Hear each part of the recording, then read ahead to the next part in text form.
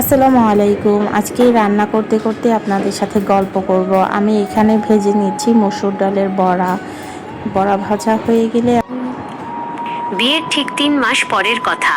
আদিবা সকাল 6টায় ঘুম থেকে উঠে রান্নাঘরের দিকে গেল। নিজের চেনা বাড়িটায় এই সময়ে মা এসে মাথায় হাত বুলিয়ে দিত, বলতো আরেকটু ঘুমা। কিন্তু এখানে আদিবা এখন এ বাড়ির বড় বউ। টেবিলে চা নামিয়ে দিতেই শাশুড়ি আম্মা চুমুক দিয়ে বললেন, চায়ে মিষ্টিটা একটু কম হয়েছে বৌমা, আগামীকালের দিকে একটু খেয়াল রেখো। আদিবা মৃদু হেসে মাথা নাড়ল।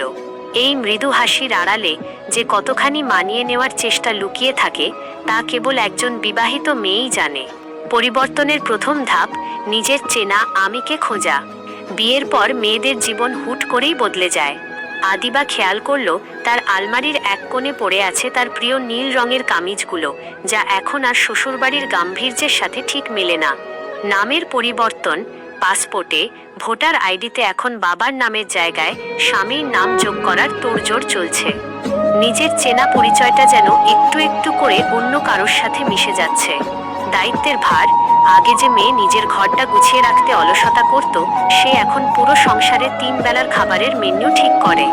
আবেগের নিয়ন্ত্রণ, মন খারাপ হলেও হুট করে কেঁদে ফেলার উপায় নেই, কারণ সবাই ভাববে নতুন বাড়িতে তার মন টেকেনি। দূরত্ব এবং একাকিত্ব। এক সন্ধ্যায় আদিবার খুব ইচ্ছে করছিল মায়ের হাতের পায়েস খেতে। ফোনটা হাতে নিয়ে মায়ের নম্বরটা ডায়াল করতে গিয়েও সে থেমে গেল।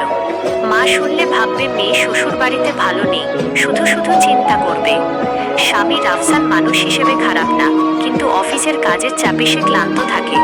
রাতে যখন আদিবা বলল আজকে খুব একা একা লাগছিল, রাফসান চোখ না খুলেই বলল, সারাদিন তো আম্মার সাথেই ছিলে, একা লাগবে কেন?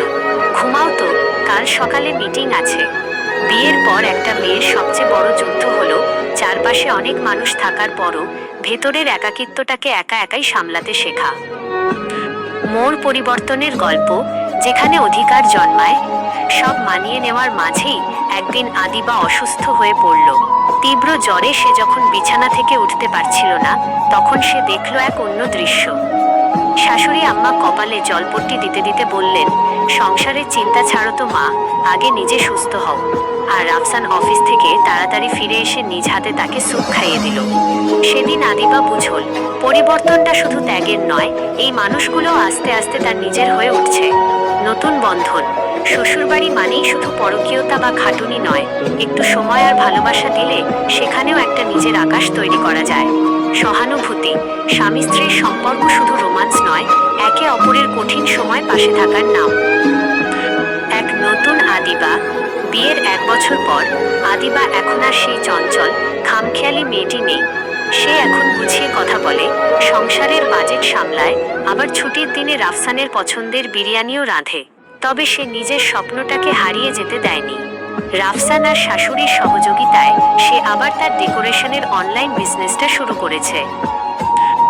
গল্পের শেষ কথা, মেয়েদের বিয়ের পরের জীবনটা কোনো রূপকথা নয়, এটা একটা বিশাল রূপান্তর।